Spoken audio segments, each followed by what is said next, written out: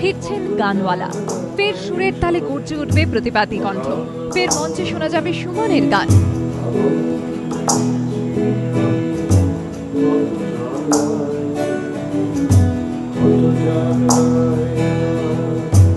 সময়টা ছিল 2009। গিটার হাতে নেমেছিলেন ভোটের ময়দানে, ভোট চেয়েছিলেন গান গেয়ে। তারপর কেটে গিয়েছে অনেকটা সময়।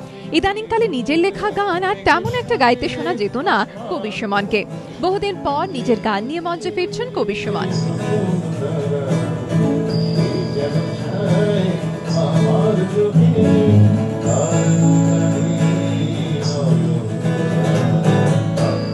সামনেই লোকসভা ভোট, মঞ্চে ফেরার জন্য এই সময়কে বিশেষভাবে বেছে নেওয়ার পেছনে কি কোনো রাজনৈতিক তাৎপর্য রয়েছে? কি বলছেন গানওয়ালা? তুমি যাই বলো, শিল্প, একটা কবিতা, গান, ছবি, তাকে তো একটা পলিটিক্যাল উচ্চারণ। আমার যদি একটিও শত্রুপক্ষ থাকে তাহলে সেটা বিজেপি। কাজেই আমার গানে বিজেপি বিরোধী উচ্চারণ থাকবে, কিন্তু অনুষ্ঠানটা কিন্তু বিনোদনমূলক, এটা কিন্তু রাজনৈতিক নয়।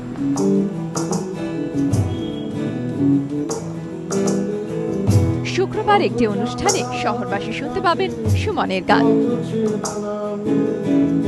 কবির সুমনের গান নিয়ে মঞ্চে ফিরছেন 1.5 বছর বাদে কলা মন্দিরে অনুষ্ঠান করছেন, এবং এইটা আমাদের কাছে খুব আনন্দের ব্যাপার একটা, কেননা কবির সুমন এমন একজন পারফর্মার যাকে মঞ্চে দেখাটা একটা অভিজ্ঞতা।